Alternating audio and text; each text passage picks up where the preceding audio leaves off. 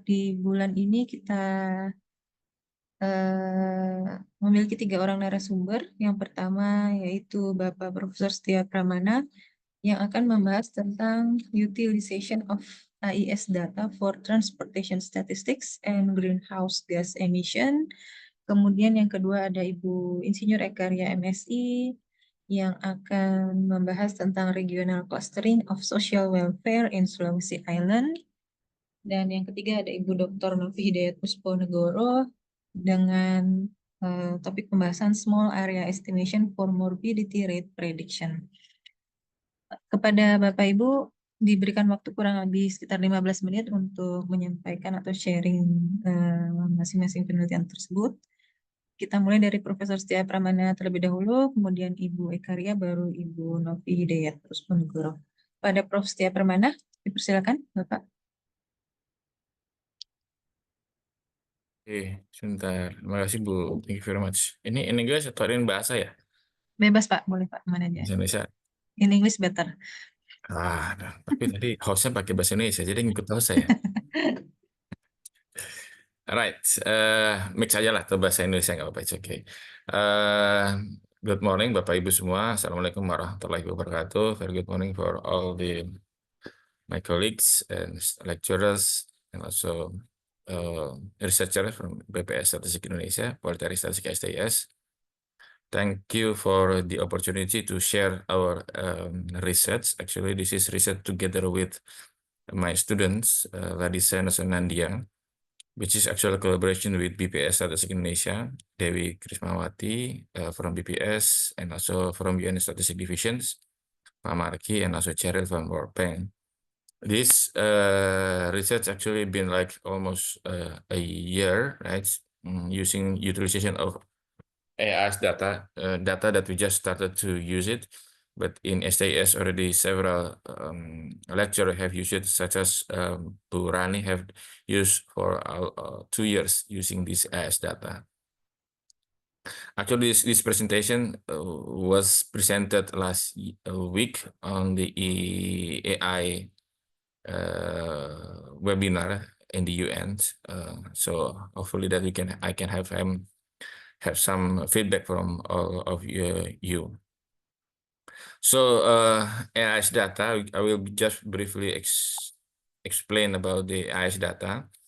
The data of AIS data is automatic identification system. Actually, it comes from the tracking system for the ships and also the traffic vessel.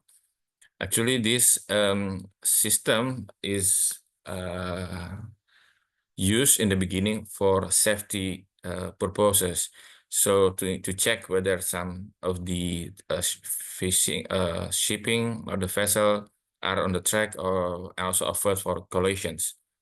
But right now, this information can be utilized for any purposes, such as official statistic that we are trying to work on. So the AIS data comes from the transceiver from the vessel, from the ship, and then it's then send the information to through satellite or through AIS transceiver of different ships, and then after that being received by the ground station, and then it is collected by the maritime data aggregator.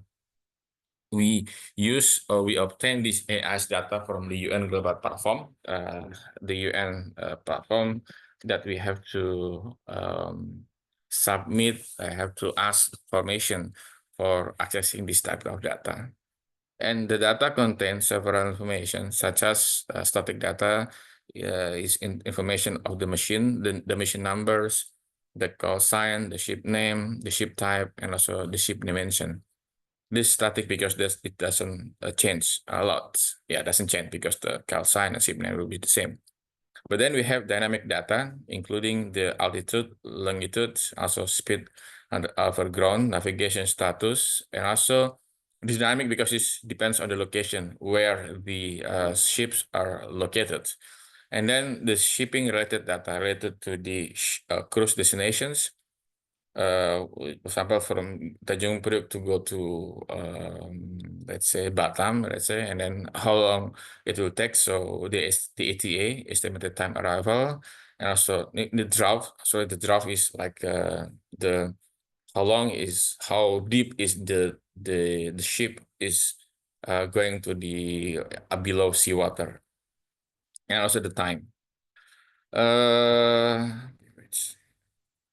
Yes, and for this year, I asked my students to work on the port calls or number of vessel arrive or coming to visit ports in Indonesia, and also how long the vessel will stay in that particular ports. Right? This is actually aiming to provide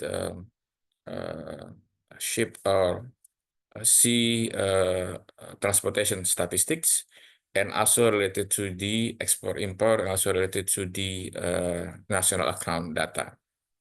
And also the second purpose overseas visa also the same, like so you have like ports coming, also how many ships coming to overseas ports.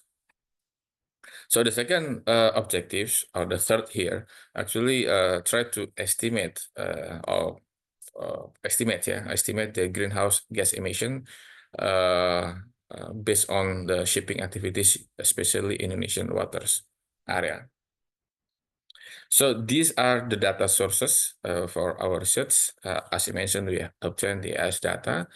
So we also compare, or we also combine that with IHS data, and also World Port Index, the information about the ports, information about the safety information. And also we try to combine to check that with the maritime statistics based on the BPS statistic Indonesia. So this actually in general the methodology of the processing. So for your informations, because these all big data, just like this AS data, always contain some information that we have to check. We have to make sure at the correct of the data. So we have to perform pre-processing methods. The idea of this methodology of pre-processing is try to reduce some maybe information that actually is not in the right formats, and then, for example, we focus on the longitude of specific area Indonesia only, and also we remove some information maybe is not correct. We have checked this information with the one who knows in detail about the technology. It's possible that in some situation the machine give not the right location positions. That's why we have to do all these informations. And then we are for the maritime, the vessel activities, we also only focus on only 9 vessel types: sailing, tanker, passenger, cargo, and as others. Why we are only focus on this? Because this actually based on what BPS focus on right now. Also, we try to check anomalies. Sometimes the information, for example, speed over ground is below above one knot, but actually it anchored or moored. Anchored means that tertambat ya. Artinya asumsinya adalah SOG, speed over ground, itu ada kecepatan. Ya, kalau kecepatannya dia bergerak tapi dia tertambat, nah ini we remove that information. We check the information whether some of the validity between variable is correct or not. And then we check this to make sure the information that we are collected, and also we analyze actually true informations. And the idea of how we make sure, how we count, how we measure the number of port calls or number of ship visit in the port, we identify the ports such as these plots, several ports, and then for this research we only use only 123 ports. For this year, I asked my student to have more ports. For this 123 ports, we check the area of the port itself. For example, in Tanjung Priok, and also Merak, for example. So what are the ports area, right? The area of interest. So if the ship is within the ports of within the area of interest of the ports, so we say that actually the ports comes to the or in the port itself. So the challenge is that we don't have any informations right now. Actually there are information, but we don't get the information. What are the area of each port, right? So that's why we based on two approaches. One is distance based. So we have let's say 3 miles is around 3 kilometers. 3 by 3 kilometers. Yes. And then we also use the cluster based. So if the density is basically based on the density of the other ports. And then if you look at all this hexagon, segi enam, if you use this AI data, we don't use exact long lag actually. They have what's called H3 H3 index. H3 index ada levelnya. H3 index itu dari 1 sampai dengan dari 0 sampai dengan 10. Semakin tinggi 1, 2 itu semakin besar area hexagon tadi. Nah, dia akan pecah-pecah menjadi yang disebut sebagai H3 index ini. Nah, within this H3 index, kalau dia di dalam H3 index ini, maka kita bilang bahwa ini adalah di dalam port tersebut. Idenya seperti itu. This is actually the algorithm, so I know we have limited time, but the idea that we calculate the numbers of ships that actually comes to this every port H3 area of interest, and then we calculate how long the ships within that ports. We will have the vessel durations at Indonesian ports. And then this is actually for the greenhouse estimations, the idea of the greenhouse estimation that based on the mobility or movement of the ships, we can approximate. So actually, Budi Yunato mentioned that it's better instead of using estimates, using approximate. We try to use approximate the greenhouse gas estimation based on the mobility, based on the speed, and then based on the type of the ship itself. So these are some information. For example, you have auxiliary engine, auxiliary boiler, and main engine. As far you know that in the ships, in the vessel, actually at least there are 2 engines. One is engine for main engine to perform the speed or to move, and then one engine actually for the electricity and other devices. So even though if the ships stays of the ships anchored or doesn't move, but actually it still produce the gas emission due to activities of electricity and other devices used for the ship itself. That's why we have this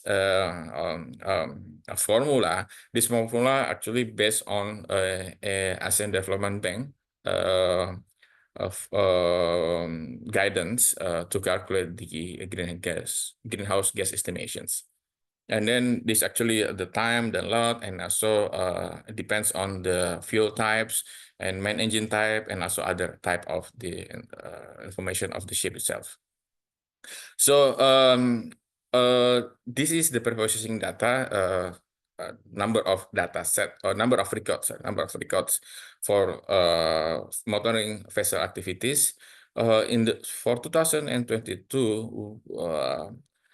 the data for Indonesia and also ships that been Indonesia and also to Indonesia is around 1.7 billion atau 1,7 miliar record yang ada di Indonesia, dan kita lihat apakah dia pernah ke luar negeri juga. Kemudian we have done several processing outputs, so it become 1.4 billion records. But for greenhouse gas emissions, the data we extract only around 370 million, 369 atau 317 juta. Kenapa lebih kecil? Karena memang ini adalah ya kapal yang berada di Jakarta, di Indonesia saja, di perairan Indonesia. Sedangkan kalau yang monitoring vessel, dia harus ada pernah di Indonesia, tapi juga pernah keluar gitu. Sehingga number of records is really huge.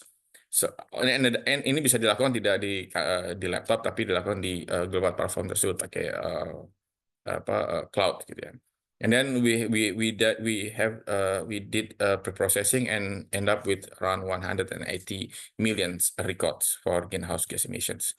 So this is just example of the results. So the up plot, actually this is the number of vessels that coming and going outside Indonesia for Indonesia, or that 120 ports. And then there are two lines. One line is based on the vessel in, and the other one is vessel out. So if you look at the number of vessel movement of vessel comings is in June is quite high, and then going down, and then in December is going up again. And then we also compare the number of vessels coming to Indonesia based on the origin, mostly from Indonesia. Actually, they are coming from Indonesia itself, and also from Singapore, from Panama, and also from Malaysia, and also from, for example, Liberia, and also Malaysia. Yeah. This is duration. So we have to, as I mentioned before, we have to approach distance-based and also cluster-based. While we compare, we try to say which one is, whether it's data-driven, cluster-based, or whether it's actually we define fixed. Okay, every port, let's say 2.2 miles, let's say. But it turns out that they don't change that much. So we think that distance-based is more or less the same like cluster-based, so we can use distance-based. But the duration of vessel stays in Indonesian port is quite high. Actually, it's already like this. Bapak Ibu semua, so datanya udah masuk ke port, tapi kadang-kadang ketika kapal itu sampai ke dalam satu port, kemudian berikutnya dia keluar dari port tersebut, itu harusnya adalah let's say within 1 or 2 hours kalau passenger. Kalau dia adalah kargo, menurut peraturan itu 4 days maximum on the ports. Tapi in the real datanya that we obtain, that some of the data set showing that the ships actually within the ports above like 100 of hours. Ya, kita lebih dari berapa ratus jam. Itu nggak mungkin, sehingga kita cut dia dengan peraturan, karena ada aturan bahwa dia harus 4 jam di situ, sehingga kita cut dia menjadi sekitar 4 jam. Makanya kita tampilkan hanya 4 jam, 4 hari maksimum. Nah, kita lengkap itu. Nah, kita cek kenapa bisa jadi dia sudah masuk ship tersebut, kemudian dia pergi, tapi dia tidak nyalakan. Karena menyalakan EAS data itu harusnya dia harus menyalakan, tapi sometimes they forget, sometimes they don't switch on the device gitu ya. Nah, ini hasilnya. Jadi Oke, kemudian kita cek cepat saja. Kemudian we compare, of course we have to compare with the official data. So we compare, for example, we have compared with the Teluk Bayur. This is Fak-Fak and Jayapura, or Teluk Bayur, Fak-Fak and etc. We have January, February 2022, more or less the same result, but some months that's quite different between what we found and also our estimation, our prediction with BPS data. For example, in Jayapura, more or less showed similar pattern, similar number, but some areas, some months is quite a difference. The same also with Gorontalo, Maumere, Probolinggo, and other areas. This might due to, for example, first, our calculation is not capturing the whole activities. Yeah, because it seems that our prediction data is lower, right? So we are like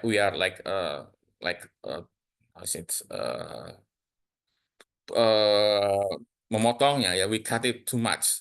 That's why maybe the number of vessel comes to the port is quite low. We are trying now to improve it.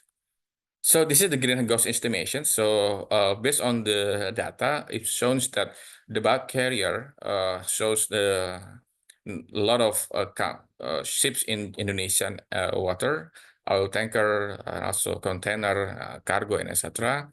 And then most of the, of course, as if we expect, right, most of the emission comes from the bulk carrier, oil tankers, and then the fuel types that produce more to the gas emission is heavy fuel oil. This is most common, the most common, the most common fuel used for the shipping industries. And this is the estimated number of gas emission. We have CO2 and also methane, also NO2 based on the kiloton. And also we compare that also with the monthly. We have monthly shipping emission in Indonesian waters based on 3 different gas emissions.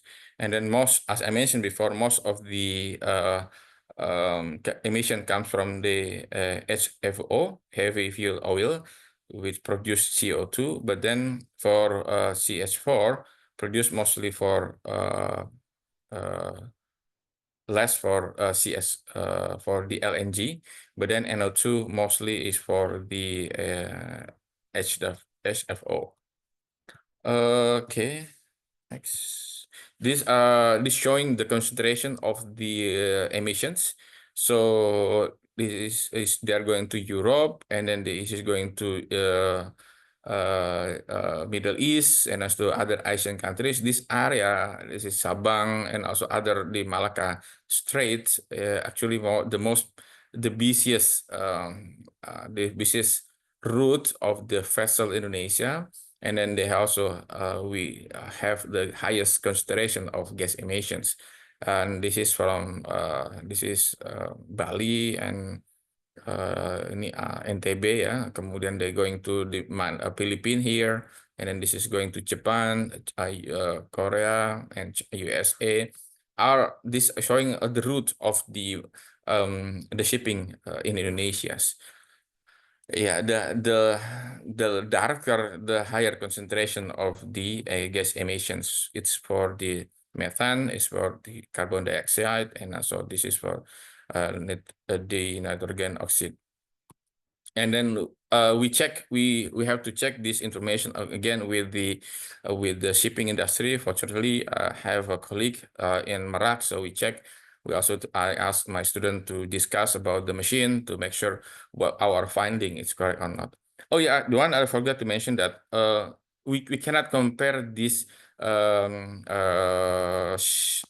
gas emission to Indonesian numbers, because actually we try to compare that with the satellite, but it's still on work in progress. We compare the result with the World Bank. That's why we discussed with the chair in World Bank, and then the result showing we have similar pattern, although the numbers it's slightly different between our approach and with the World Bank approach. I think that's all for me, my presentation, Bu Nori. There are limitations, of course. With this limitation, including we only have 120 ports. We try to expand the ports this year. Gary will still working on that. Gary of the students in KS. So we try to check the area, the exact area of the ports based on the data from Kementerian Perhubungan. And then for the greenhouse, we try to also check some discrepancy between our finding with other findings. And thank you very much for your attention, and also we are looking forward for your comment feedbacks for our research. Thank you. Thank you, Mr. Profesor Setia Pramana. Bapak Nggak apa-apa Ibu, yang nanya. yeah, please raise your hand if you want to ask question or give any feedback to Profesor Setia. Persilakan Bapak Ibu. Khusus untuk Prof. Setia, sesi tanya jawabnya di awal ya, Prof, karena mau lanjut ada kegiatan yang lain. Prof. Setia mau ada agenda yang lain, Bapak Ibu. Jadi kalau mau bertanya silakan sekarang, karena Prof. Setia mungkin tidak join di sesi tanya jawab yang di akhir nanti.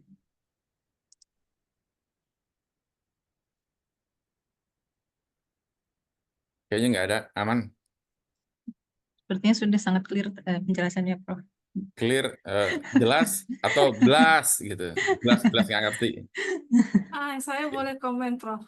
Ah, siapa nih Bu Erna ya? Siap, Iya, arahan Bu Silakan, Erna. Bu, silakan. terima kasih Prof untuk sharing sessionnya ini. Saya tadi agak telat masuk ya, Prof ya. Tapi saya udah jadi tercerahkan gitu, Prof.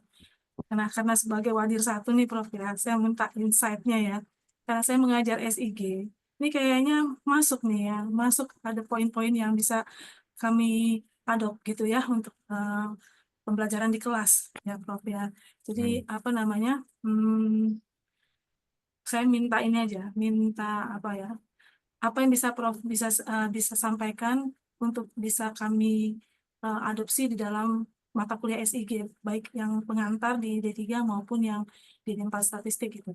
Kalau melihat tadi kan eh, analisisnya sangat mendalam ya, tapi tools-tools yang bisa kami manfaatkan di dalam penggunaan SIG sebagai mata kuliah di STIS. Seperti itu, Prof.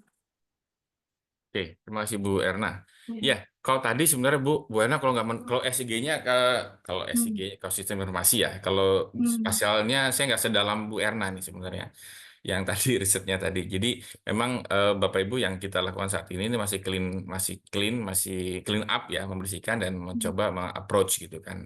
Dan beberapa pendekatan tadi digunakan di UN dan juga digunakan di neraca di BPS. Kemudian makanya hari ini saya ada di Konsi Neraca untuk cerita tentang hal ini. Nah, memang kalau untuk terkait dengan SIG, jadi bisa datanya tadi kalau bisa dilihat kalau kita kan biasanya datanya yang digunakan data official ya Bu Erna. Saya belum tahu data SIG seperti apa. No, no. Mungkin data-data Maaf, Prof. ya data Kalau official di ya Bu ya. Kalau di SIG kita bisa gunakan langsung dari citra satelit, Prof. Oh Kalau ya udah. pembelajaran di kelas. Untuk yang di Nah, D4 ya. Kalau D3 hmm. kita masih membuat peta dari nol. Jadi apa namanya melakukan digitizing dari Google Earth. Nah, untuk yang langsung pengambilan data dari citra Citra satelit dengan sudah remote berarti sensing aman Bu. Udah sudah nggak? sudah Ya, oh, di cukup. D4 sudah dipelajari gitu, Prof. Saya rasa Ya. udah kalau ini Tapi bisa kan ditambahkan nanti dengan Python-nya. Tentunya kalau di 4 kan oh ada dengan yang itu Python-nya ya. Python. Kemudian yang Hmm. menarik sebenarnya kalau bisa lihat mobility itu kan ada beberapa tapi memang buat untuk komputasi tapi dua bimbingan saya saat ini saya minta dari Pak Aska Hmm. untuk bisa yang dari KSE ya karena ini terkait dengan neraca butuh ekonomi ya. Sehingga mereka juga dipush untuk belajar terkait dengan penggunaan paling tidak beberapa eh, teknologi atau package dari Python yang bisa digunakan tadi untuk menggambarkan yang tadi sudah dibuat oleh mahasiswa saya tadi. Itu Bu Erna. Tapi saya rasa konsepnya kan sama ya, mau pakai Prinsipnya apapun. sama sebenarnya, Ya, Prof. betul. Kalau di kelas kita ambil contohnya hanya tutupan lahan, Prof. Kalau ini kan Hmm. kaitannya dengan bisa menggunakan apa namanya tadi ya CO2 ataupun Ya, misalnya polusi gitu ya. Kita sebenarnya sudah mulai mulai ke arah sana tapi belum kita mantap, mantap. praktekkan, Polusi bukan udah belum diambil kita juga nggak, Bu? praktek. Kan di satelit juga bisa Enggak, polusi juga. masih tutupan lahan makanya Oh iya, iya, makanya iya. gitu. Kalau misalnya ini nanti bisa kami biar supaya modulnya juga dikembangkan ya. Kalau ini kan masih tutupan lahan aja gitu yang kita Mm-mm. gunakan.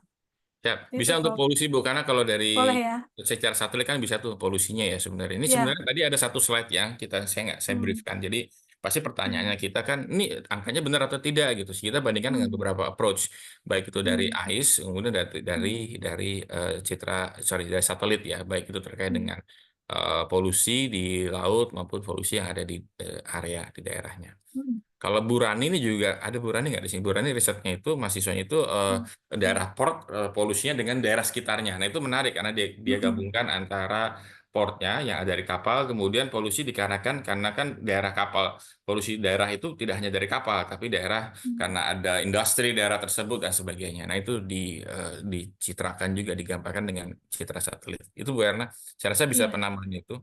iya. Baik, terima kasih Pak. Jadi supaya menambah big data di STIS ya, jadi Ya, ya. buat nanti teman-teman mau pakai.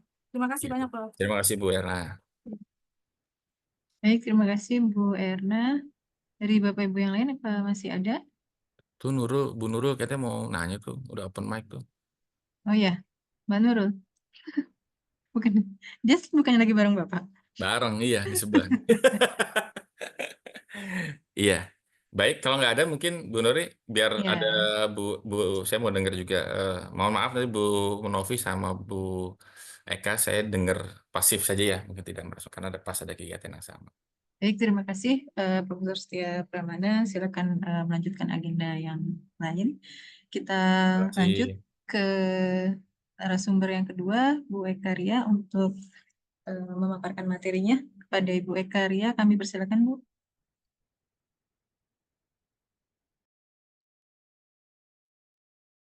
Suaranya, sorry. Terdengar, Bu. Oke, baik. Terima kasih. Assalamualaikum warahmatullahi wabarakatuh. Waalaikumsalam. Selamat siang kali ya. Sekarang sudah mulai jam 11. Tadi presentasi dari Pak Setia. Wow. In English juga. Nah, kalau saya prefer untuk bahasa saja. Saya coba share dulu.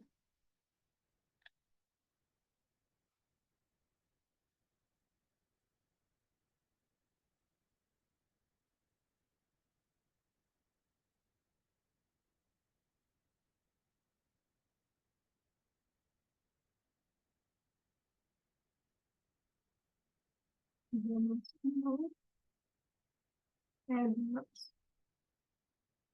masuk ya? Sudah, Bu, tapi belum full screen. Ya. Belum di... Nah, udah. Ya, ini sama seperti dengan Pak Setia, juga riset bersama mahasiswa saya. Tapi ini hanya saya ambil bagiannya saja, bagian yang dimana seringkali berhadapan dengan terutama para mahasiswa yang tertarik dengan clustering analisis. Nah, cuma memang clustering analisis ini sekarang berkembangnya lebih dimudahkan karena adanya komputasi.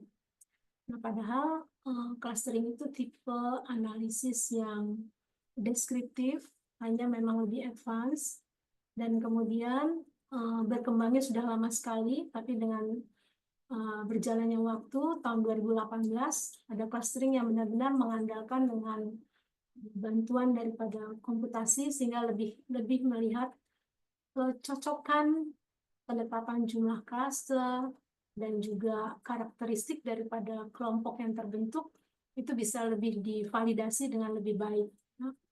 Nah, khususnya di sini sekarang saya mencoba menyoroti bagian daripada riset kami. Di sini adalah dari konteks bagaimana menata wilayah-wilayah yang begitu luas, dalam hal ini adalah pulau yang terdiri dari berbagai jumlah kabupaten tentunya lebih banyak, kemudian ada sebagian kecil kota. Dalam hal sorotannya adalah ditinjau dari kesejahteraan sosial. Nah, ini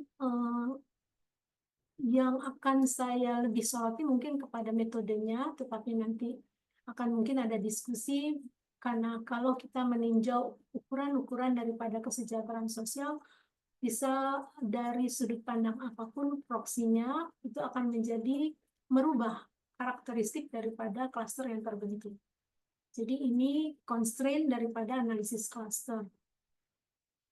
Baik, saya akan coba masuk ya. Walaupun sekarang kita sudah pemerintahan yang baru, tetapi rasanya visi Indonesia 2045 dalam rangka goals untuk Indonesia emas, salah satunya walaupun itu beranjak dari RPJMN-nya eranya Jokowi, entah ke depannya tentunya rasanya karena ini tahun 2045 tentu akan dilanjutkan oleh pemerintahan yang baru, maka di sana salah satu tujuan yang ingin diperoleh nantinya adalah capaian yang lebih baik dari kesejahteraan rakyatnya. Nah, di samping tentunya di dalam undang-undang juga itu kesejahteraan merupakan hak dasar bagi penduduk atau masyarakat di Indonesia.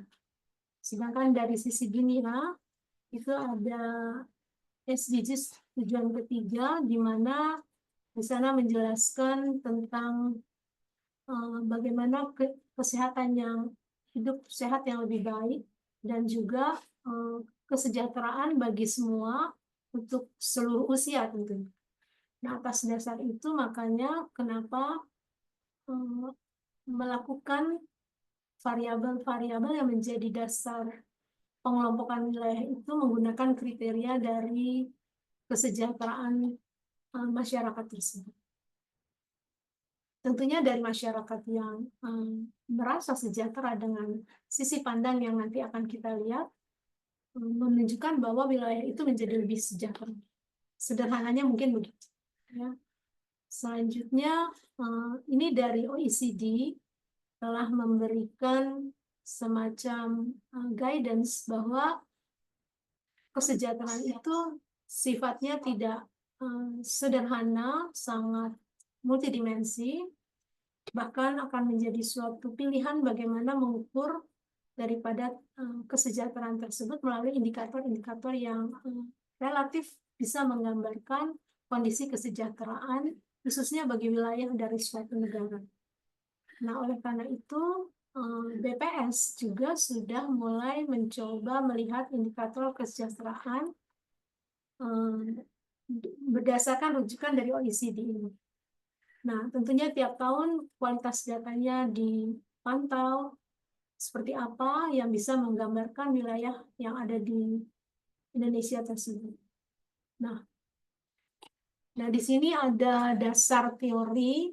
Seperti biasa kalau kita mau melakukan penelitian, apa dasar teorinya sehingga kesejahteraan dari suatu masyarakat itu juga bisa menggambarkan kesejahteraan daripada wilayah tersebut. Nah, di sini ada Migley yang paling tua, yang coba kita tengok, di situ menunjukkan bahwa kesejahteraan menjadi suatu kondisi pada individu maupun masyarakat untuk memiliki akses yang memadai, terhadap sumber daya, kesempatan, dan juga pelayanan yang diperlukan untuk mencapai hidup yang memadai tersebut. Nah, OECD sudah sejak tahun 2011 juga menyoroti bahwa kalau kita mendiskusikan tentang multidimensi kesejahteraan itu sifatnya adalah multidimensi, sehingga tidak hanya bisa dilihat dari satu aspek saja. Karena itu berkaitan dengan kualitas hidup manusia seperti dari sisi pandang dimensi ekonomi, sosial, kesehatan, pendidikan, kemudian juga lingkungan, serta dimensi-dimensi lainnya. Nah, atas dasar konsep kesejahteraan dan juga bagaimana mengukur kesejahteraan tersebut, yang paling dekat yang ada di BPS adalah menggunakan indikator kesejahteraan rakyat. Ya, sebenarnya tahun terkininya ada tahun 2023, tapi karena riset ini sedang berjalan waktu itu di tahun 2022, dan sekarang dalam posisi sedang direview dan akan dikembangkan lagi, sehingga kita masih waktu itu memakai dimensi-dimensi yang ada di indikator kesejahteraan rakyat tahun 2022, di mana secara garis besar ada 8 dimensi. Nah, karena fokus kita kepada aspek sosial, nah nanti kenapa aspek sosial menjadi pilihan? Salah satunya adalah karena adanya tinjauan dari Bappenas tentang bagaimana wilayah Sulawesi itu, sehingga dia mengatakan adanya suatu ketimpangan sosial, di samping juga kemiskinan yang menjadi constraint bagi Pulau Sulawesi untuk meningkatkan kesejahteraan guna menurunkan angka ketimpangan antar wilayah di pulaunya. Nah, di sini kita akan melihat peran daripada Pulau Sulawesi, di mana punya kesempatan untuk melakukan investasi seperti yang disampaikan oleh Bappenas. Dia merupakan gerbang untuk pertumbuhan kawasan timur Indonesia, tetapi di lain pihak dilemanya adalah dia menghadapi ketimpangan sosial dan kemiskinan. Tapi diharapkan Pulau Sulawesi ini sebagai salah satu pendorong secara ekonomi itu dari sisi adanya kawasan perdagangan, kemudian juga adanya juga peningkatan keterhubungan antara pusat-pusat industri, dan yang terakhir adalah peran sumber daya alam yang ada di Sulawesi itu cukup menjanjikan. Oleh karena itu artinya dilematis pada saat catatan Bappenas di tahun 2020 bagaimana adanya ketimpangan sosial dan kemiskinan itu dalam rangka mendorong kawasan timur melalui Pulau Sulawesi untuk tujuan investasi tadi. Nah, sehingga ingin mencoba melihat dari sisi kesejahteraan sosial tersebut bagaimana ketimpangan wilayah dari 6 dimensi yang tadi disampaikan di indikator KESRA itu ada 8 dimensi. Di sini ada education, kemudian ada health and nutrition, kemudian ada employment, ada population, housing and environment, dan poverty.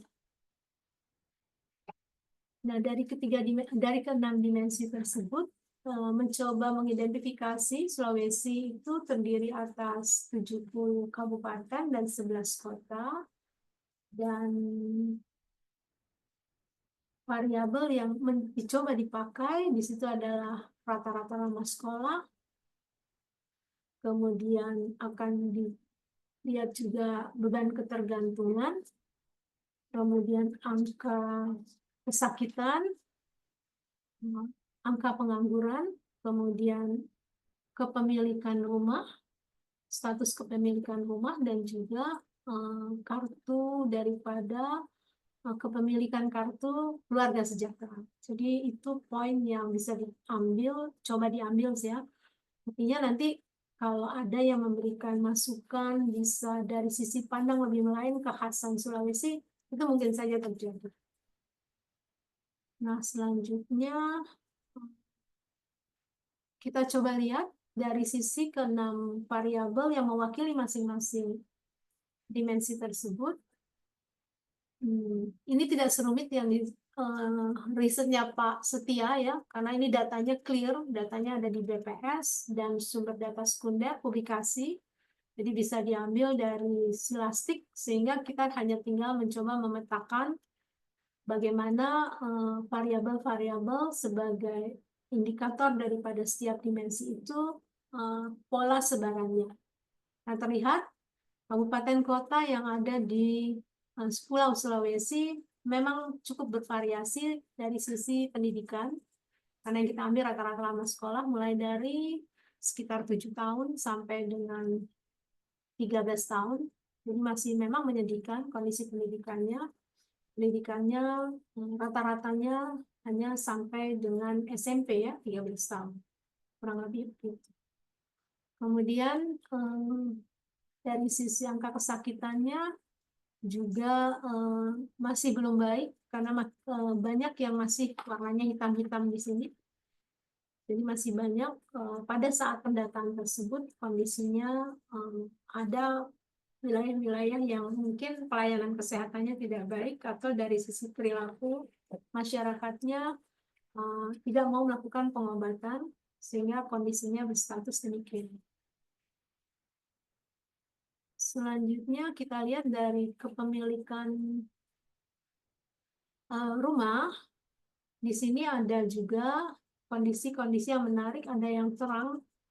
Itu yang menunjukkan bahwa rumah yang ditempati oleh masyarakat di wilayah bersangkutan sudah merupakan rumah-rumah milik sendiri.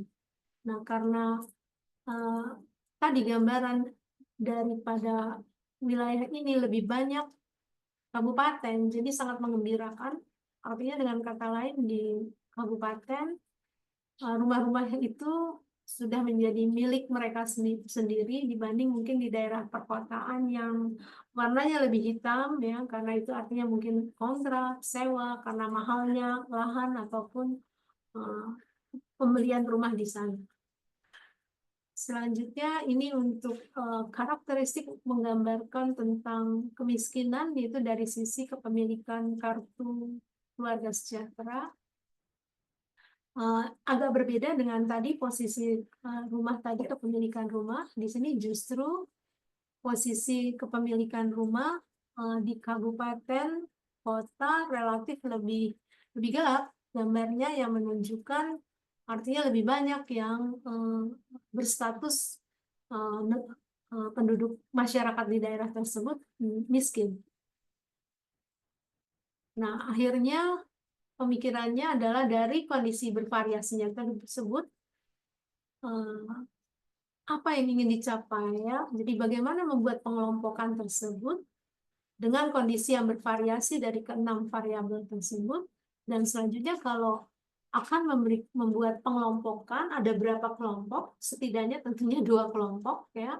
Secara administratif memang punya tuntunan bahwa kelompok itu ada kelompok kabupaten dan kelompok kota ya. Nah, itu administratif yang secara ekonomi lebih cocok untuk menggambarkan itu, tetapi karena tadi ada sudut pandang dari Bappenas, adanya ketimpangan sosial, maka ingin dilihat dari sisi sosial apakah karakteristik yang terjadi itu juga membuat kelompok-kelompoknya semirip kabupaten dan kota. Ini yang akan dilakukan. Nah, selanjutnya masuk ke metodenya. Nah, mungkin seperti yang diketahui Bapak Ibu semua, ini bukan hal yang baru ya. Clustering ini adalah berkembangnya sekarang ini, metode clustering itu tidak hanya cross-section data, tapi sudah kepada time series. Jadi dikembangkannya di komputasi. Itu clustering data, seperti tadi data-datanya Pak Setia, itu selanjutnya juga bisa pada bulan-bulan kapan ya.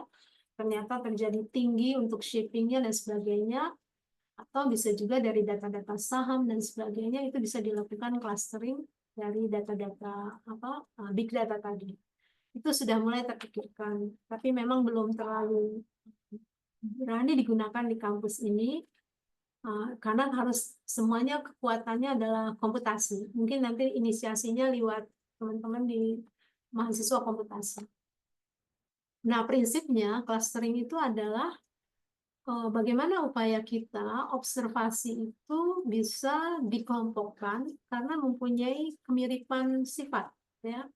Sifat di sini ya tergantung tadi, kalau kita ingin mengelompokkannya berdasarkan kemiripan kesejahteraan sosial, berarti di satu kelompok dia akan mempunyai kemiripan, dan selanjutnya antar kelompok dia menjadi semakin tidak mirip. Nah, itu artinya dari sisi pembentukan kelompok sudah cukup berhasil. Nah, persoalannya, kenapa clustering ini tidak khas untuk artinya kalau saya melakukan pengelompokan dengan keinginan saya, metodenya apa, kemudian variabelnya apa, nanti dilakukan oleh rekan lain akan sama hasilnya. Itu tidak akan sama ya. Karena di sini ada berbagai macam similarity measures. Dalam konteks di sini adalah mengukur seberapa miripnya observasi yang satu dengan observasi yang lain. Nah, kemiripan itu sebenarnya sederhana, sudah diajarkan dari SMP atau SMA kali ya, di mana kita belajar teorema Pitagoras. Di mana teorema Pitagoras itu dimulai dengan kita belajar adanya sumbu X, kemudian sumbu Y. Sebenarnya itu hanya X dan Y aja waktu belajar. Tapi kemudian kalau kita sudah mulai mau menganalisis, X-nya itu misalnya variabel tinggi badan, kemudian akan dibarengi soal bagaimana postur tubuhnya, apakah kegemukan, apakah cukup kurus. Kita bisa ambil misalnya sumbu Y-nya tentang lingkar perutnya gitu ya. Nah, sehingga dari situ kita bisa melihat mahasiswa-mahasiswa misalnya sebagai observasinya siapa yang kelompok-kelompok yang relatif dia tinggi tapi dia gemuk ya, atau bisa juga dia tinggi atau dia kurus ya, atau yang menengah atau yang memang tidak tinggi dan tidak gemuk gitu ya.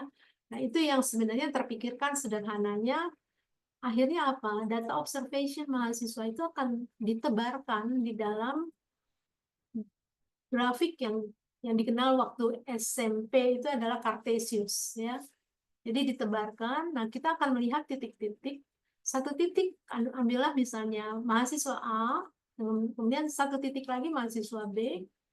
Kita ukur seberapa dekat dia dalam konteks distance tadi, jarak. Ya. Jadi kemiripan di dalam observasi menggunakan jarak, tapi kemiripan antar variabel kita menggunakannya correlation.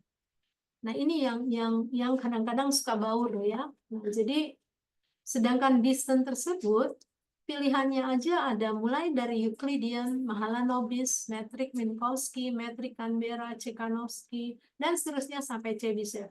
Itu pilihan-pilihan jarak yang kadang-kala kalau tidak mengerti itu akan mengakibatkan pembentukan klasternya menjadi tidak seperti sesungguhnya yang bisa diharapkan ya, memberikan kekhasan daripada clusteringnya. Dan di samping juga ada batasan-batasan. Kalau tadi yang saya bilang adalah batasannya Pythagoras, itu konsepnya sumbu X dengan Y-nya harus saling tegak lurus. Nah, dengan kondisi tegak lurus kita bisa mengukur objek mahasiswa A dengan objek mahasiswa B, jaraknya sependek apa gitu ya. Jadi artinya kalau kita mau membuat cluster antara observasi mahasiswa di dalam Cartesius, tentunya di kuadran pertama karena tinggi badan itu positif semuanya, kemudian juga lingkar perut juga positif, maka dia akan ada di kuadran pertama semua ya. Nah, kemudian di kuadran pertama itu kita mengukur seberapa dekatnya dengan Pythagoras sisi miringnya sebenarnya. Nah, sisi miring itu kalau kita tidak peroleh, itu hasil dari bagaimana mengakarkan sisi kuadrat daripada sisi tegak dan sisi datarnya. Nah, itu prinsipnya sebenarnya. Nanti akan dapatlah distance jarak yang paling pendek berarti berpeluang si A itu akan menjadi satu kesatuan observasi di dalam cluster tadi. Nah, sedangkan katakanlah nanti kita punya observasi lainnya si C, dia nanti akan lebih panjang, maka dia berpeluang akan berada di cluster yang lain.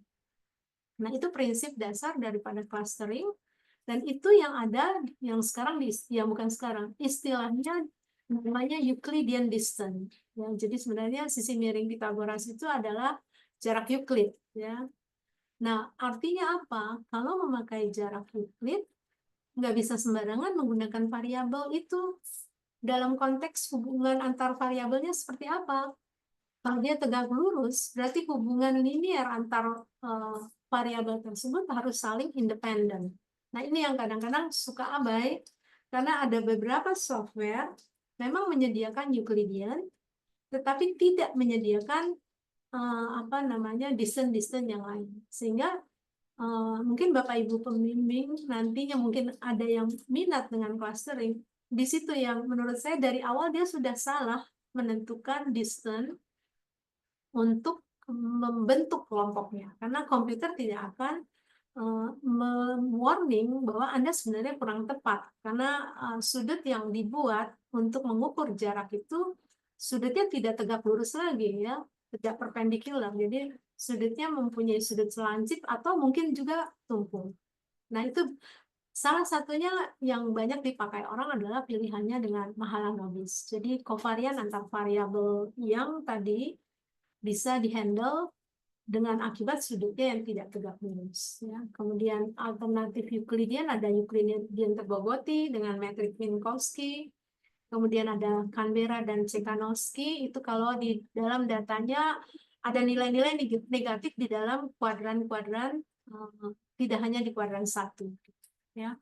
Jadi ini yang artinya apa? Bagi mahasiswa yang nanti akan membuat pengklasteran, hendaknya diingatkan untuk dia memilih kondisi-kondisi yang seperti apa yang cocok untuk mengukur kemiripannya. Karena kesalahan menetapkan distance maka mengakibatkan similarity-nya akan menjadi salah ukur. Nah, kemudian itu utama daripada makna similarity. Selanjutnya kepada metodenya. Metode yang awal sekali yang dipelajari oleh mahasiswa kita dan termasuk mungkin teman-teman di sini adalah yang hard clustering, yang hierarki, di mana seperti pohon diagram, karena berjenjang dari paling atas sampai ke bawah, dan ada kemudian yang lebih fleksibel, yaitu dengan non-hierarki. Nah, ini juga punya karakteristik sendiri dalam penggunaannya.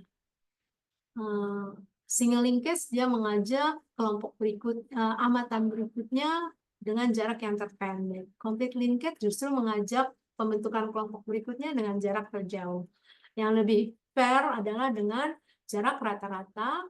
Kalau WART ini adalah mengukur dari sisi between group dan within grupnya di dalam pembentukan clusternya.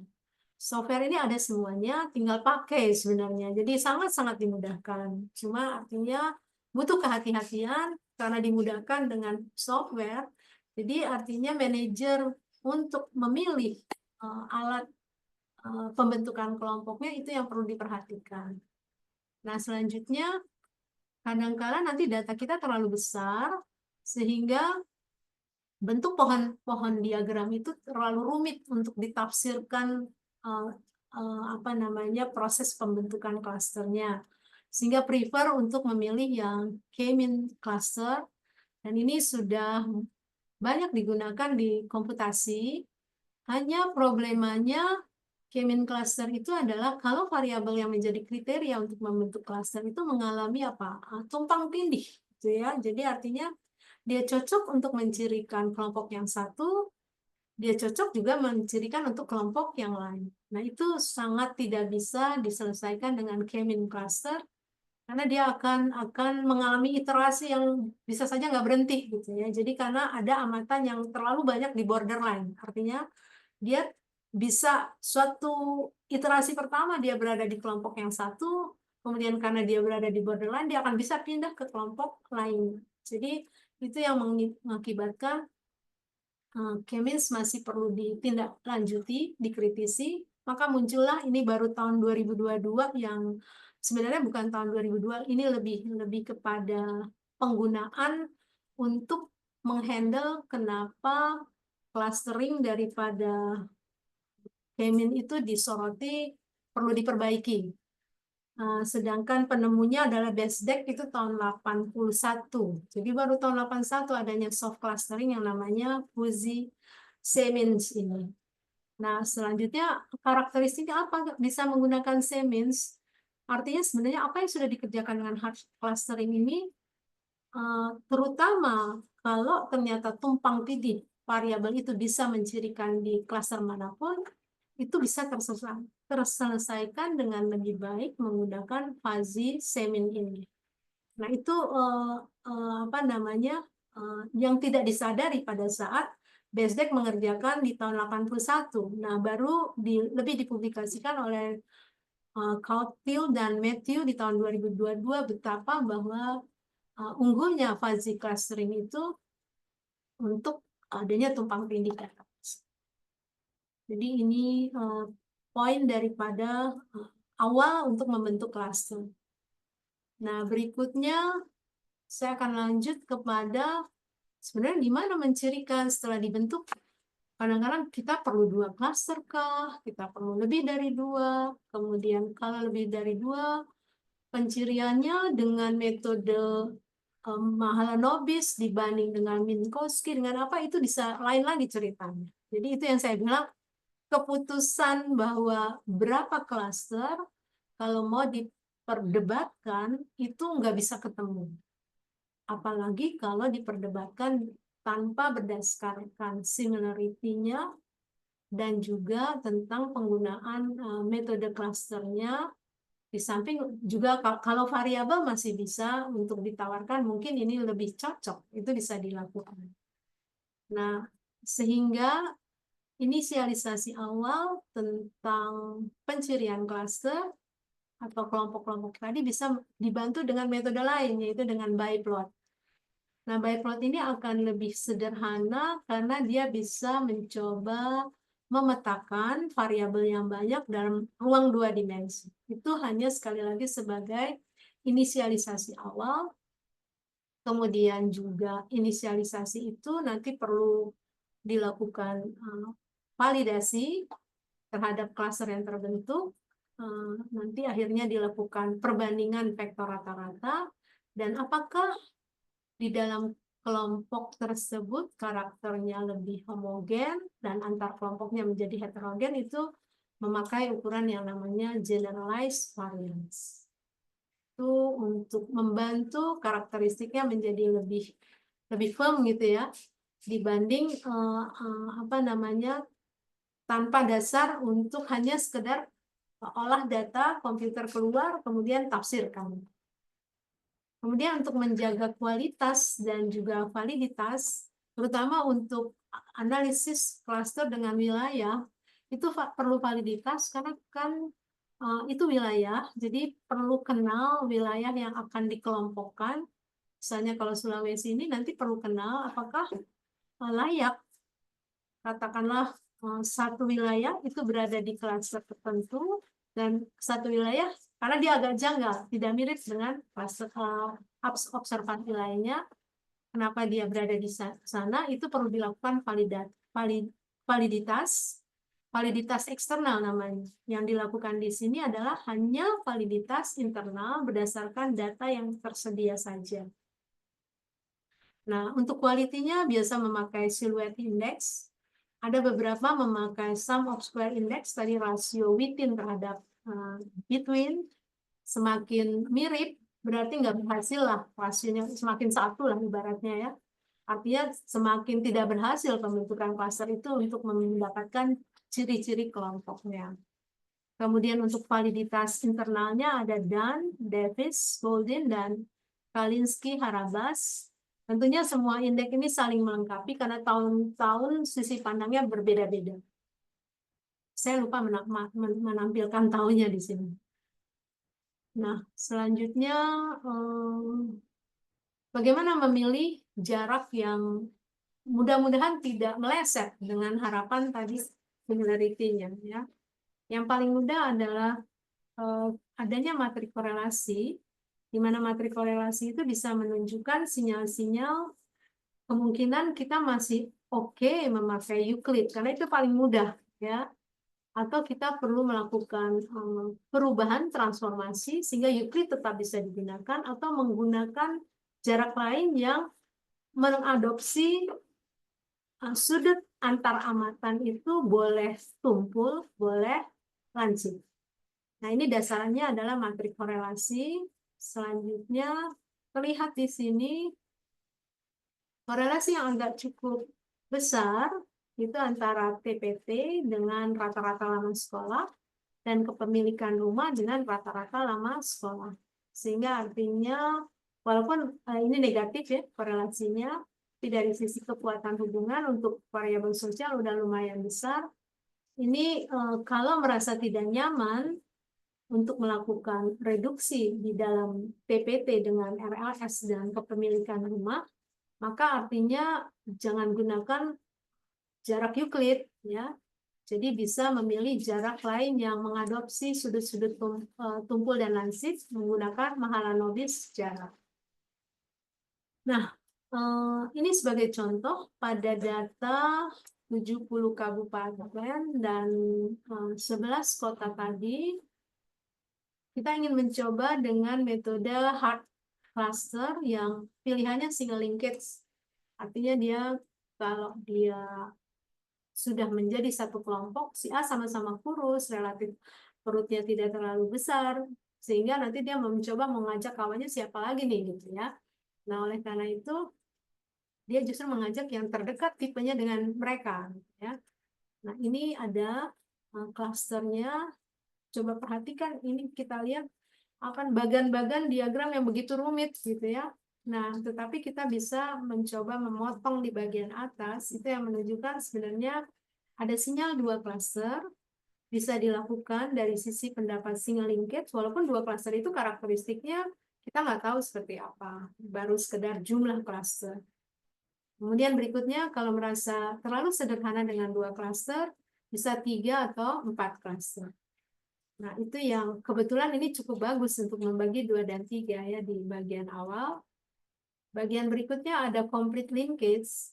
Kalau diperhatikan agak beda polanya, tapi masih bisa membuat 2 klaster yang nanti observasinya bisa beda, sehingga akibatnya karakteristik pencirian klasternya juga bisa beda.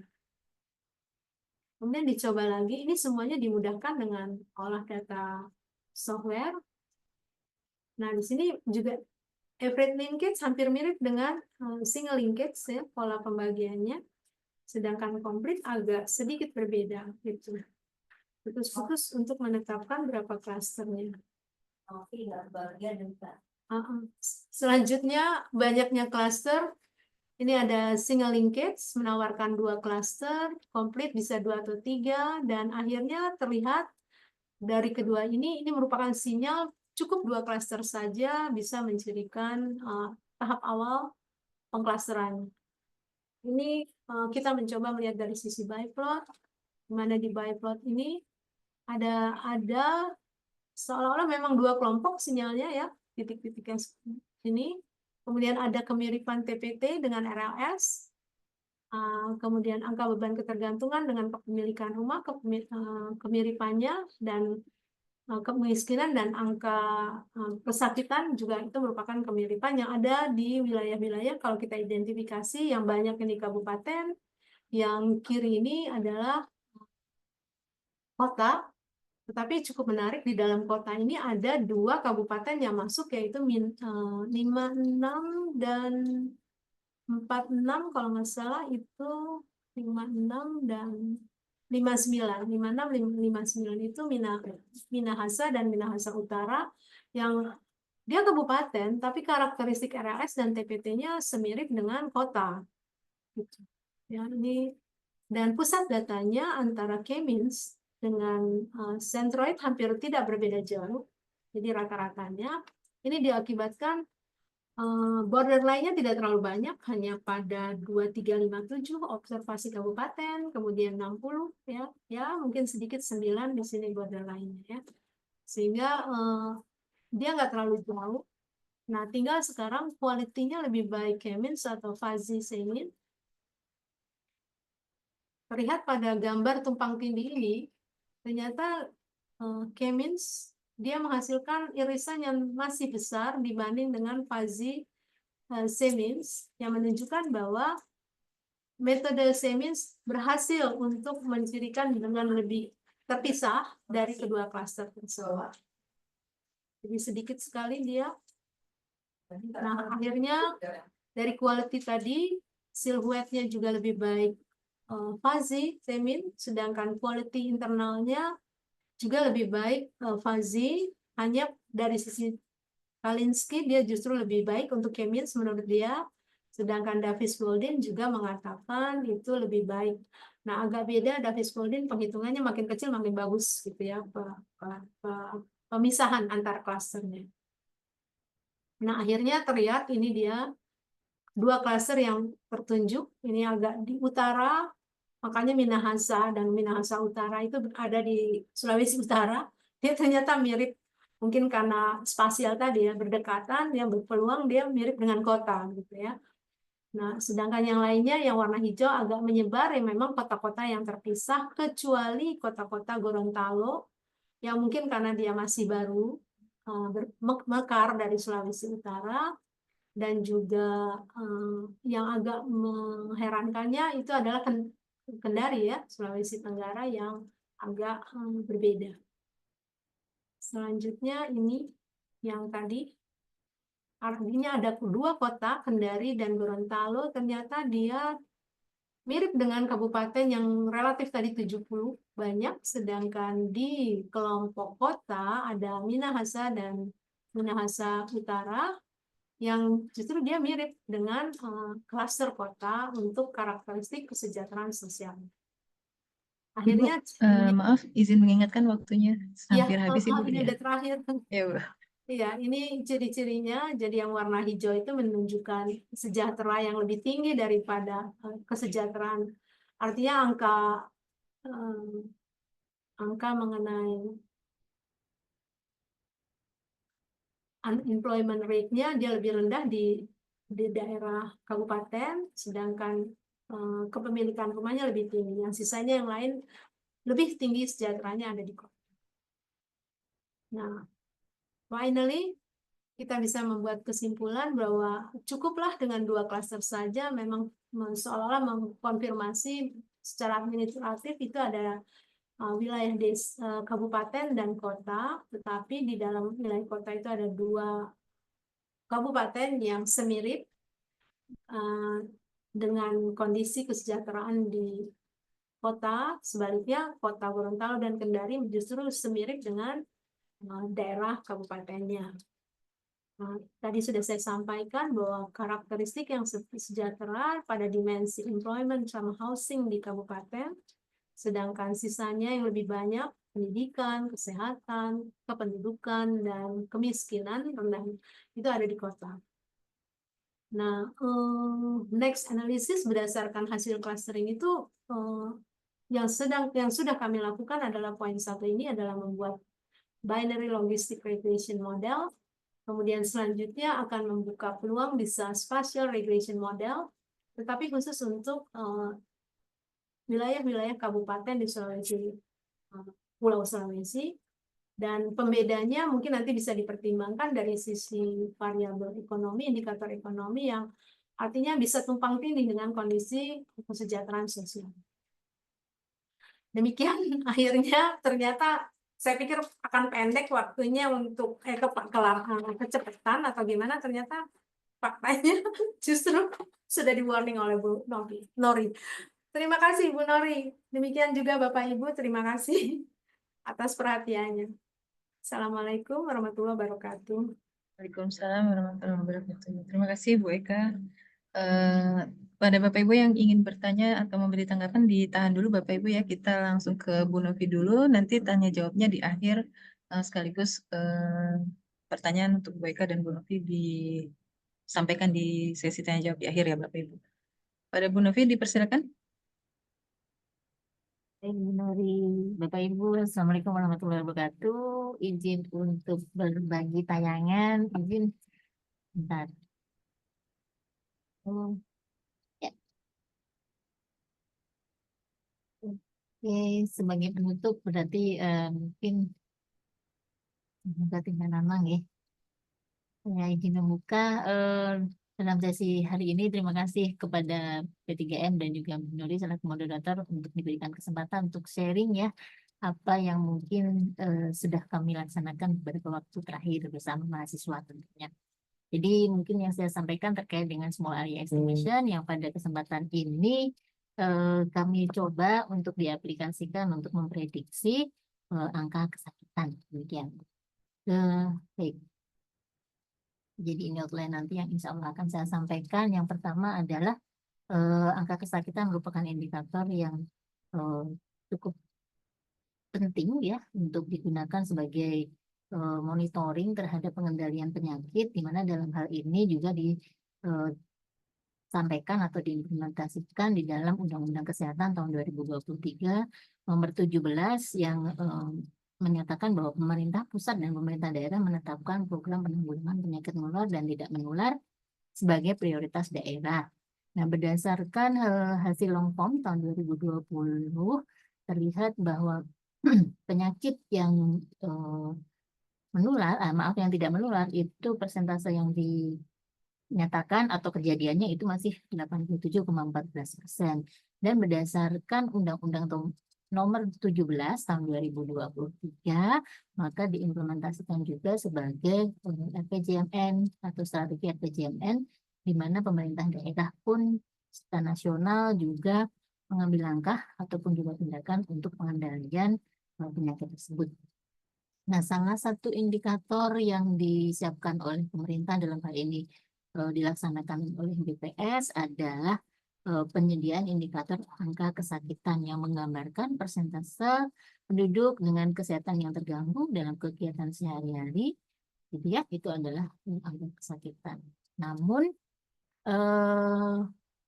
nilai dari indikator tersebut pada beberapa wilayah itu masih memiliki relatif standar error yang kalau menurut kategori BPS itu berarti tidak cukup baik untuk disampaikan sebagai publikasi karena berada di atas 25%.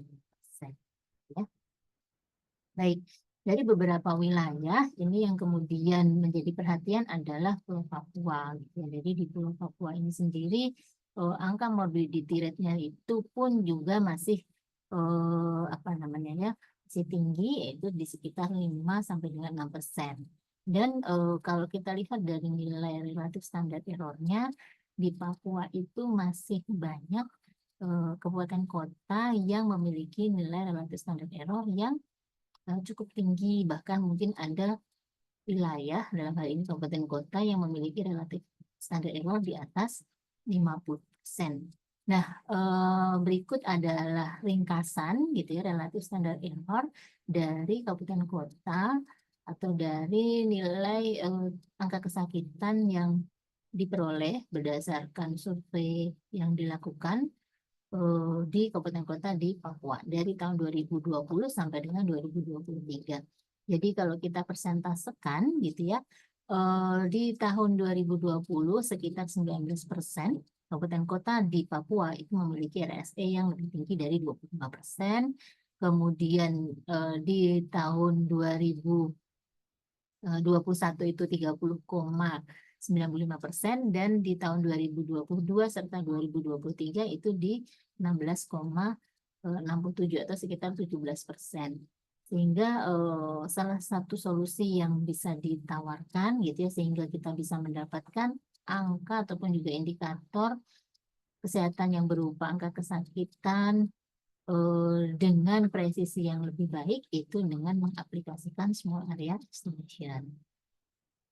Nah, untuk small area estimation yang yang digunakan untuk memprediksi angka kesakitan, dalam penelitian ini digunakan variabel interest atau variabel yang menjadi perhatian itu adalah angka kesakitan yang diperoleh dari statistik kesejahteraan, gitu ya, statistik kesejahteraan Provinsi Papua dan Papua Barat. Sehingga level analisis di dalam penelitian ini adalah 42 distrik atau juga kota di Pulau Papua. Sedangkan dalam small area kita membutuhkan auxiliary variable yang disiapkan atau yang diperoleh dari sensus, sehingga untuk itu kita menggunakan beberapa variabel gitu ya dari publikasi potensi desa tahun 2021 dan model yang diaplikasikan nanti adalah model SAI Habibeta Logistik untuk area level model di Pulau Papua. Nah, mungkin Bapak Ibu ini kami sampaikan framework secara teknis gitu ya pengaplikasian small area. Tentunya bahwa small area ini diaplikasikan karena ada kebutuhan yang tadi kami sudah sampaikan di depan bahwa agar kita bisa menghasilkan nilai indikator ataupun juga statistik dengan presisi yang lebih baik. Itu yang dilakukan pertama adalah kebutuhan dari pengaplikasian atau user needed, kemudian data yang tersedia. Jadi data yang tersedia tadi ada data direct estimate ataupun juga angka kesakitan hasil survei gitu ya, dan juga standar error-nya. Kemudian dan juga auxiliary variabel yang kita peroleh dari catatan administrasi ataupun juga sensus. Nah, tahapan berikutnya adalah spesifikasi dari pemodelan small area itu sendiri. Apakah kita akan mengaplikasikan small area di level area atau di level unit. Nah, biasanya dan mungkin yang kami lakukan adalah di level area karena keterbatasan akses terhadap data di level unit. Tahapan berikutnya adalah melakukan analisis yang juga mungkin nanti penyesuaian gitu ya dan mengevaluasi hasil yang diberikan serta kita akan melakukan evaluasi terakhir apakah prediksi ataupun juga estimasi yang diberikan itu sudah sesuai dengan yang dibutuhkan. Dalam hal ini adalah memperbaiki presisi dari statistik yang diproduksi atau yang dihasilkan. Apabila itu sudah selesai, maka kita bisa mendapatkan prediksi terakhir yang kemudian kita elaborasi lebih dalam. Tetapi jika hasil prediksi dari small area tersebut masih belum memenuhi gitu ya ke kebutuhan, dalam hal ini adalah memperbaiki presisi dari statistik, maka yang dilakukan kembali adalah menspesifikkan kembali atau memperbaiki gitu ya model yang diaplikasikan pada dataset yang dimiliki. Nah, untuk kasus pada angka kesakitan di Papua atau di Pulau Papua gitu ya. Berikut kami mencoba di tahap pertama, berarti setelah kita punya data berarti kita lakukan dulu eksplorasi dari direct estimate-nya, dan seperti yang kita lihat bersama di dalam tampilan berikut adalah distribusi dari angka kesakitan di kabupaten kota di Pulau Papua di sebelah kiri dengan nilai RSE-nya. Nah, kalau kita berikan batas gitu ya pada nilai RSE di 25%, maka ada beberapa kabupaten kota yang memiliki RSE harus sekitar 17% yang RSE-nya lebih dari 25%. Dengan statistik RSE-nya maksimumnya di ini statistik dari morbidity rate-nya itu maksimum di 13,77%. Dan itu dimiliki oleh Kepulauan Yapen, Kabupaten Kepulauan Yapen. Nah, berikutnya adalah spesifikasi model. Dalam hal ini adalah pemilihan akselerasi variabel dari yang sudah kami sampaikan di awal, bahwa akselerasi variabel yang digunakan pada pemodelan kesakitan Pulau Papua menggunakan data publikasi data PODES 2021. Nah, kemudian dari berdasarkan kajian teori, maka dipilih beberapa 10 gitu ya, 10 variabel. Nah, untuk kemudahan di dalam pengolahan, maka 10 variabel ini dicoba untuk disaring gitu, disaring. Nah, penyaringannya itu bertujuan hanya untuk kemudahan di dalam proses pengolahan gitu ya. Nah, pertama dilihat dulu bagaimana korelasi nilai variabel penjelas, variabel informasi tambahan kepada angka kesakitan. Nah, kemudian dari sisi korelasi ternyata ada 7 variabel yang memiliki korelasi yang signifikan. Nah, dari 7 ini kemudian dicoba lagi dijaring dengan menggunakan gitu ya atau mendayagunakan regresi stepwise dan diperoleh 3 variabel. Oke, mohon maaf sebentar. Jadi 3 variabel itu adalah rata-rata rumah sakit, dalam hal ini ada rumah sakit dan juga rumah sakit bersalin. Kemudian rata-rata banyaknya kunjungan gitu ya, kunjungan ke posyandu. Kemudian rata-rata banyaknya dokter dan juga bidan di setiap desa. Nah, kemudian dari spesifikasi pun juga kita menggunakan model SciHub data logistik dikarenakan nilai dari angka kesakitan memiliki nilai yang akan dijadikan sebagai nilai proporsi. Dan hasilnya dari SciHub data logistik diperoleh bahwa dari 3 variabel yang kita gunakan, variabel penjelasan yang kita gunakan, itu sudah memiliki konvergensi yang baik untuk menghasilkan suatu penduga di model small area estimation-nya. Dan berikutnya adalah tahapan dari evaluasi model small area yang tujuannya tadi adalah menurunkan atau memperoleh tingkat presisi yang lebih baik terhadap nilai angka kesakitan. Nah, ini adalah perbandingan, gitu ya, perbandingan antara nilai RSE yang diperoleh dari direct estimation dan juga dari SciHub beta logistik. Nah, sebenarnya juga dilakukan pemodelan yang lain, yaitu dengan menggunakan model P-Harriot, yakni yang dihasilkan RSE dari model P-Harriot itu masih menghasilkan nilai RSE yang sama dengan direct estimation-nya, sehingga kita kembangkan atau kita coba untuk menggunakan SciHub beta logistik, dan ternyata SciHub beta logistik dapat menurunkan gitu ya, dapat menurunkan relatif standar error atau memperoleh nilai prediksi angka kesakitan kabupaten kota di Pulau Papua yang lebih presisi. Nah, kemudian kita coba validasi hasilnya, kita bandingkan dengan hasil angka kesakitan yang diperoleh dari survei.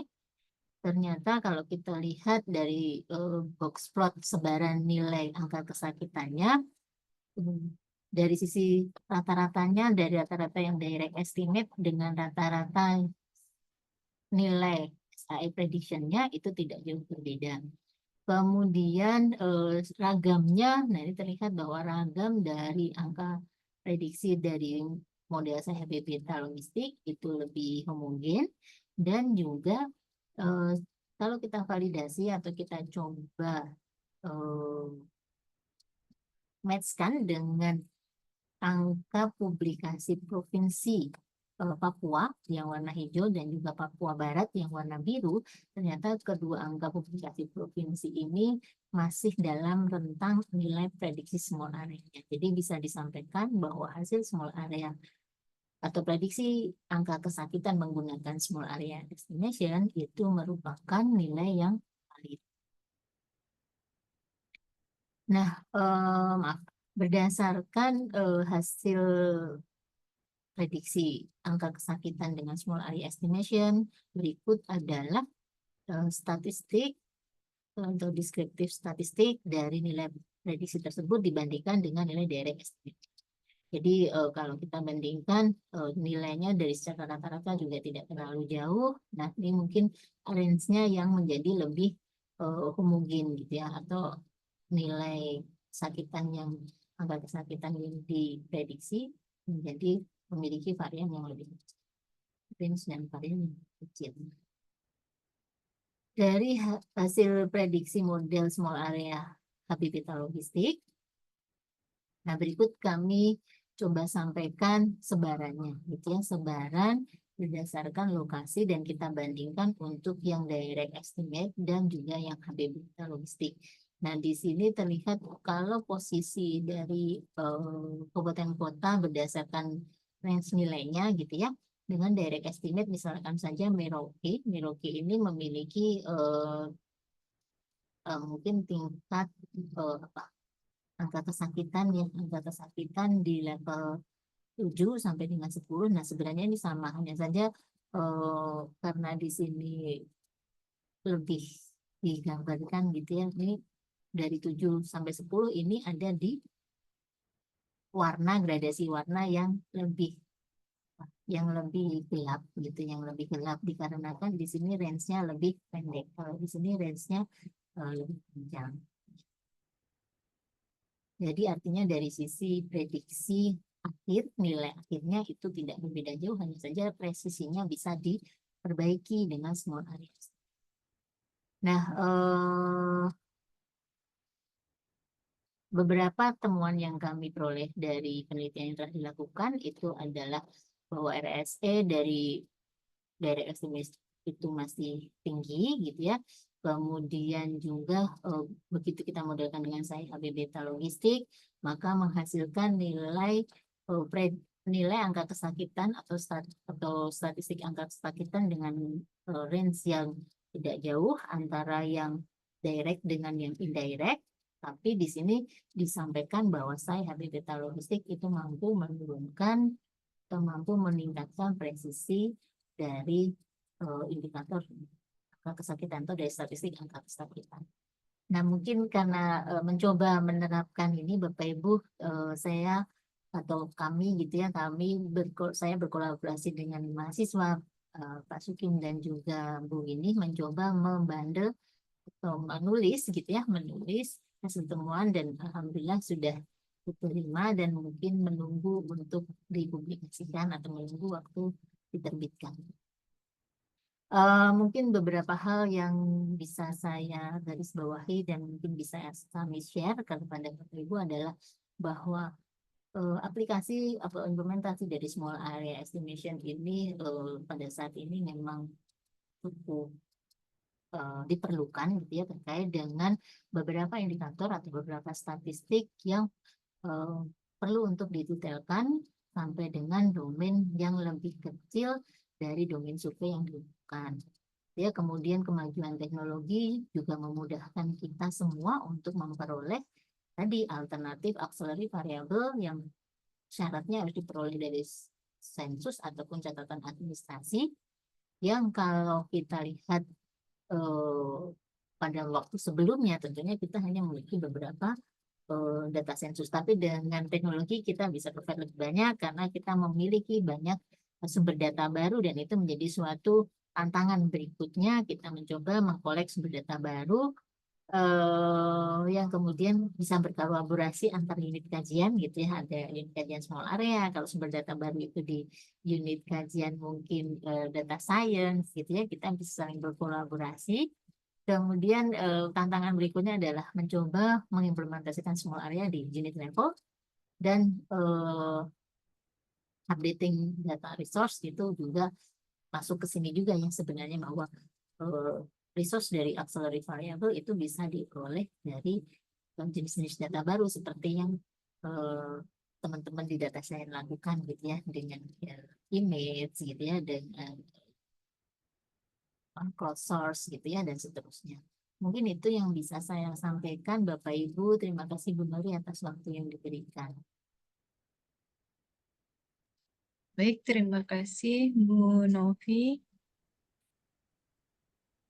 Baik, Bapak Ibu, kita masuk ke sesi tanya jawab. Mungkin tidak bisa terlalu lama ya Bapak Ibu, karena waktunya sebenarnya sudah lewat.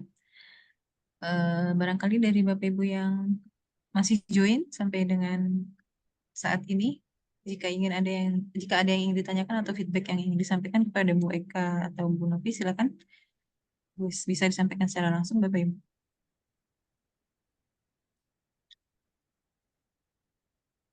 Boleh Bu Nori.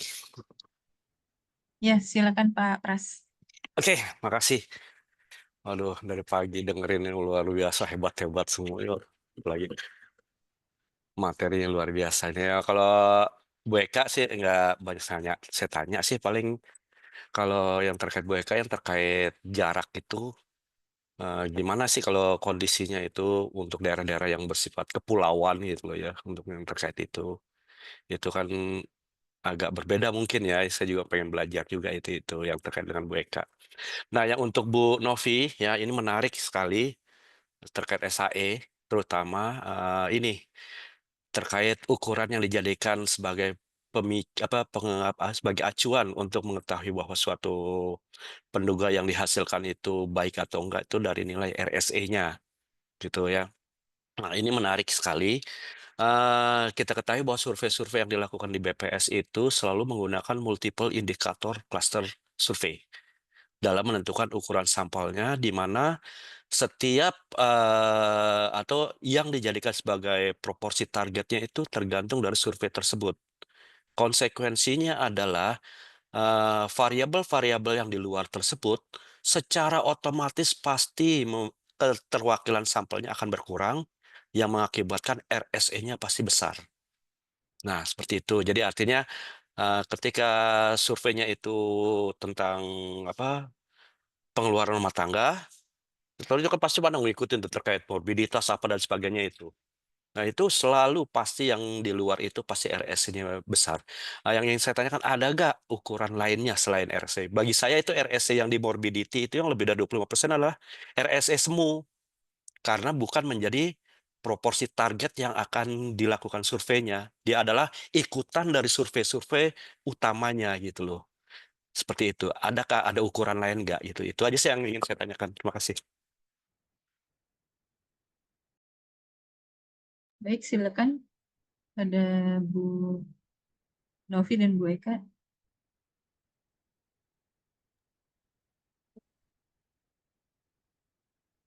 Ibu masih mute. Ya, saya dulu. Ya, makasih Bu Nori. Kelupaan. Iya, Pak Pras, memang itu dari sisi geografis kan, misalnya katakanlah kita ngelihat Jakarta aja ya, di situ ada beberapa lima wilayah yang ternyata ada Kepulauan Seribu kabupaten gitu ya terpisah. bagaimana kita bisa mendapatkan pemisahan clustering untuk wilayah yang terpisah dari atau terserak-serak dengan beberapa wilayah kepulauan tadi istilahnya. Secara geografis memang clustering nggak bisa menghandle tentang terseraknya area-area wilayah tersebut. Tetapi artinya apa? Walaupun terserak wilayah, kalau dia itu adalah wilayah di dalam satu provinsi, maka artinya penanganan antar wilayah yang terserak tersebut apakah menjadi perhatian dari pemerintah pusatnya gitu. Katakanlah kesejahteraannya ya, kesejahteraan sosial dengan wilayah yang terserak dengan kabupaten kota di satu provinsi misalnya ya. Jadi itu sebenarnya perhatian dari pemerintah provinsinya. Artinya apakah karena dia terpisah sehingga mengakibatkan seolah-olah pertanyaannya itu kesejahteraannya menjadi berkurang karena akses menjadi ada hambatan, terutama untuk kalau berobat gitu ya, pendidikan dan sebagainya seperti itu mungkin ya.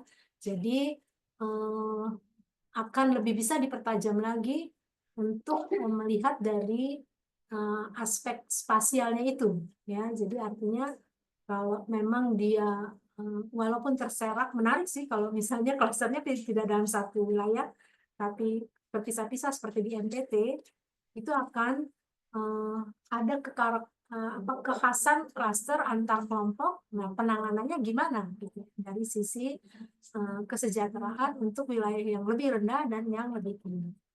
Itu kali yang mungkin ya. Jadi artinya dari sisi clustering sih no problem karena karakteristik yang buat untuk mencirikan wilayah tersebut tidak memperhatikan aspek geografis tadi. Begitu Pak Pras. Distance-nya tadi ya, mengukur distance-nya tadi.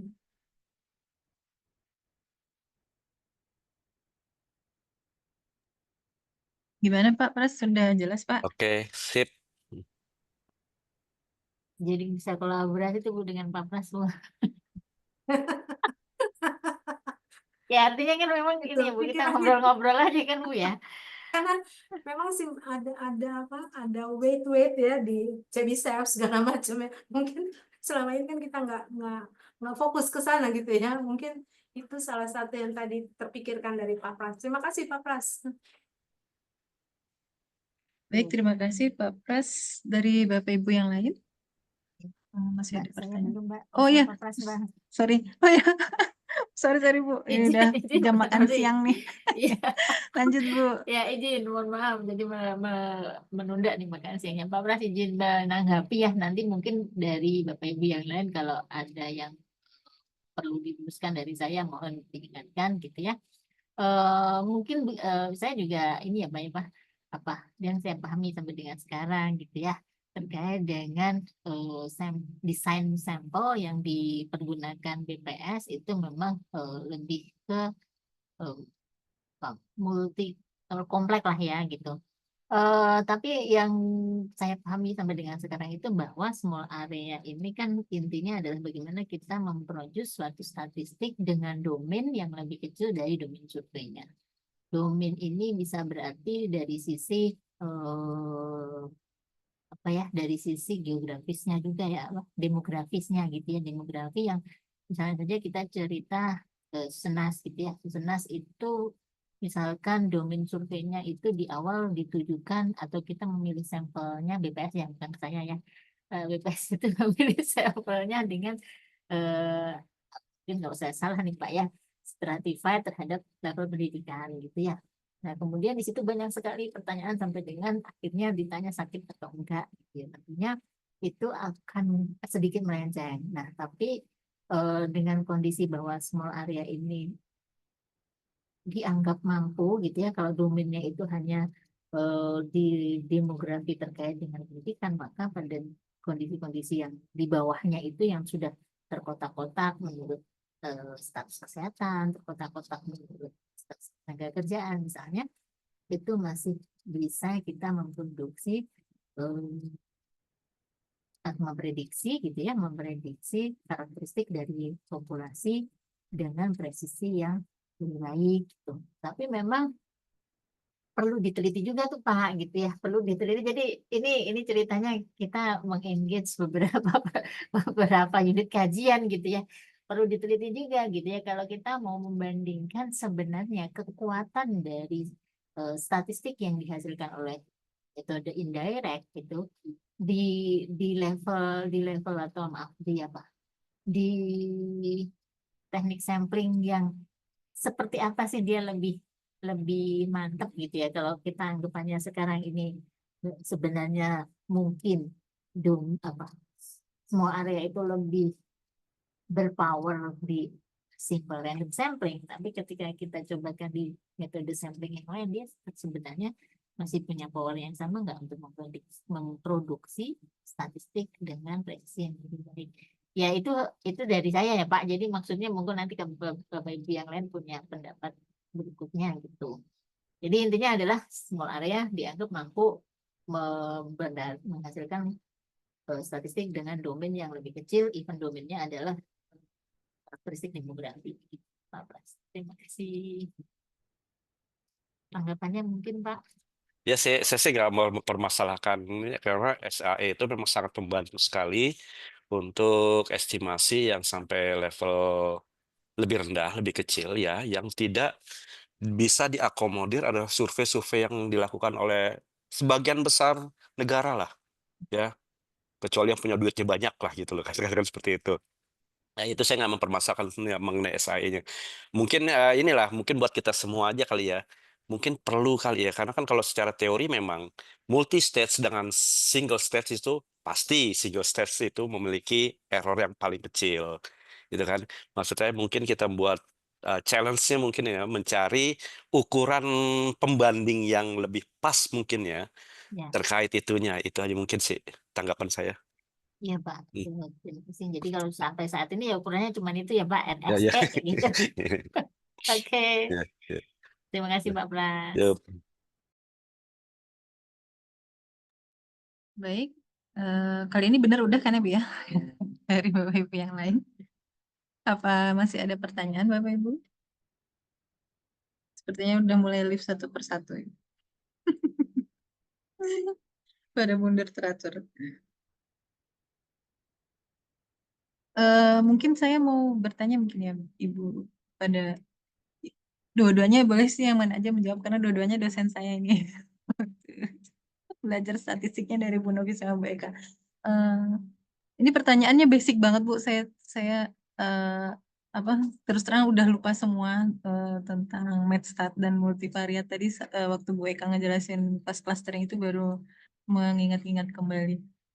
Jadi kalau misalnya yang penjelasannya Bu Novi tadi ya Bu ya, kan ada hasil estimasi begitu, kan di akhir itu bisa disimpulkan atau dibandingkan dengan, jadi bisalah menyebutkan, oh ini tuh dibandingkan dengan data survei atau data ini tuh hasil estimasi kita itu intinya bisa dibandingkan begitu ya Bu ya, bisa dibandingkan. Nah kalau misalnya pakai clustering itu kita nggak bisa berbicara yang sama ya Bu.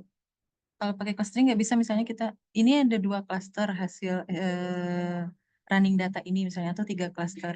Nah itu berarti tidak bisa kita membunyikan, oh ini dibandingkan dengan suatu data tertentu ini sudah baik atau sudah kecil errornya atau apa, berarti untuk clustering nggak bisa seperti itu ya Bu ya?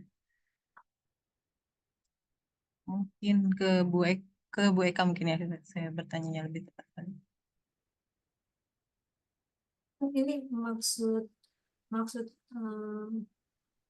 membandingkan antar klaster maksudnya? Maksudnya karena kan tadi Bu Eka bilang kan kalau misalnya kita ngeran seseorang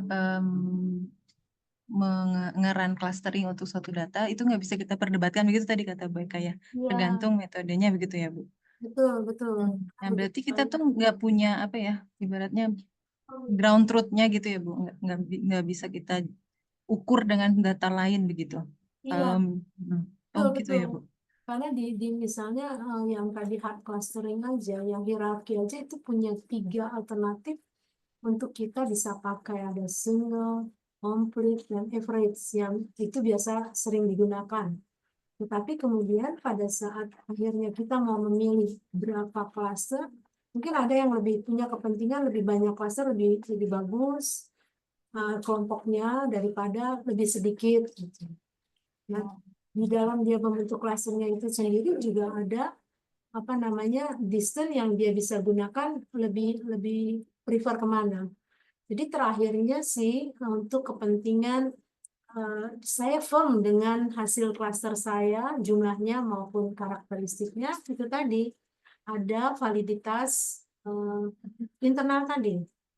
Jadi ada beberapa pemikiran dari kalau membuat klasternya sudah, kemudian seperti yang tadi ditanyakan oleh Nori, mana yang bisa dipakai dalam kondisi variabel tersebut, kemudian distance yang mana, itu sudah kita ambilnya dengan tadi yang validitasnya.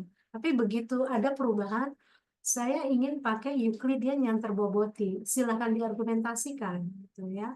Karena nanti dengan Euclidean terboboti, dia akan menghasilkan mungkin saja jumlah klasternya sama, katakanlah sama-sama juga.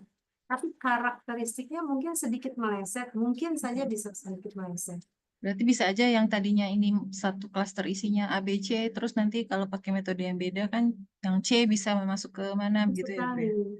Jadi Oh. makanya memang artinya apa? Sentroidnya, pusat datanya apakah memang begitu dekat terhadap unit observasinya, sejauh dia memang sangat dekat, itu mengakibatkan aman, relatif ya, dan tanda ini kutip, aman mau dipakai metode apapun. Sejauh itu karena itu kan fakta aslinya, belum ada intervensi apapun. Baik, Bu. Itu sih yang bisa Iya, sampai. jelas Bu, jelas. Berarti memang tidak sama dengan klasifikasi. Kalau klasifikasi kan kita bisa bandingkan dengan data sebelumnya yang sudah dilabelin, begitu ya, Bu, ya, atau betul, pengecekan karena, ground truth.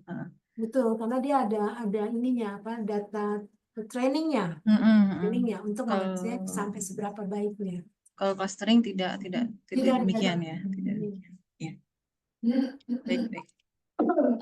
Bapak Ibu sekalian, karena ini sudah pukul 12 yang seharusnya agendanya ini selesai setengah 12, kita cukupkan saja ya Bapak Ibu ya.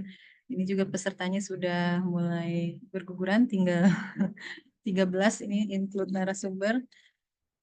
Sudah waktunya kita isomah.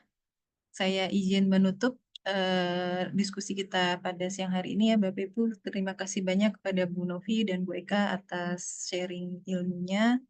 Sampai ketemu lagi Bapak Ibu di MRD bulan depan. Jangan lupa untuk absensi, ada linknya di kolom chat. Sekali lagi saya izin menutup. Selamat siang. Assalamualaikum warahmatullahi wabarakatuh. Waalaikumsalam warahmatullahi wabarakatuh. Terima kasih Bu Eka, terima kasih Bu Novi. Terima kasih Bapak Ibu. Terima Terima kasih kasih Bapak Ibu semuanya, Bu Eka, Bapak, Bu Didi. Kasih Erna.